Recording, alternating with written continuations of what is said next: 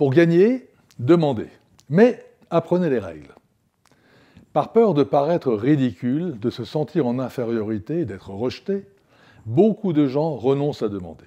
En fait, ils se disent non à eux-mêmes. Ils se rejettent eux-mêmes avant que qui que ce soit d'autre ait eu l'occasion de le faire.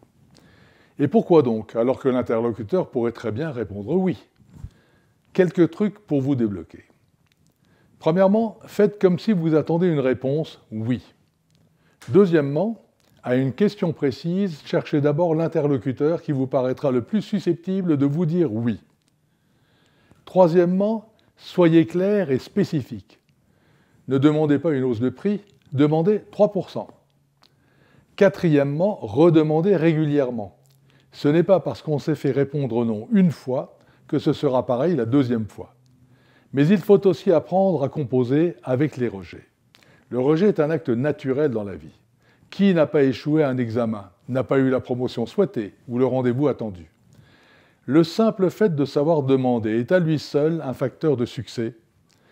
Si beaucoup d'entrepreneurs ne s'y résolvent pas, c'est souvent parce qu'ils pensent, à tort, qu'ils se mettront en position de faiblesse ou qu'ils risquent un refus vexant. Or, s'il y a une façon de mal vivre sa vie, c'est bien de la régler sur quelque chose qu'on ne connaît pas ou qu'on ne contrôle pas. Ce sont nos règles à nous et nos valeurs qui déterminent si quelque chose est bien ou non. Malheureusement, beaucoup de gens s'imposent des règles qui les maintiennent dans la peine au lieu de suivre celles qui les conduisent au bien-être. Il ne s'agit évidemment pas de rechercher le plaisir en permanence. Il faut faire ce qu'on doit plutôt que ce qu'on veut. Mais les objectifs que nous nous fixons doivent être axés sur la recherche de ce qui nous permet de nous sentir bien dans notre peau. Alors, prenez-vous en main et surtout, apprenez les codes et les règles des activités que vous avez choisi d'embrasser.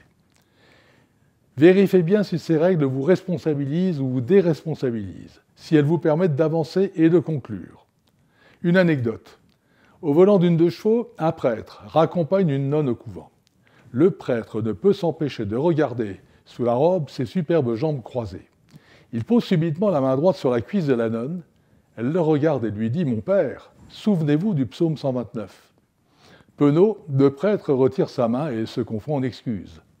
Un peu plus loin, rongé par la tentation, il profite d'un changement de vitesse pour laisser sa main effleurer la cuisse de la nonne, qui lui demande à nouveau « Mon père, vous souvenez-vous du psaume 129 ?»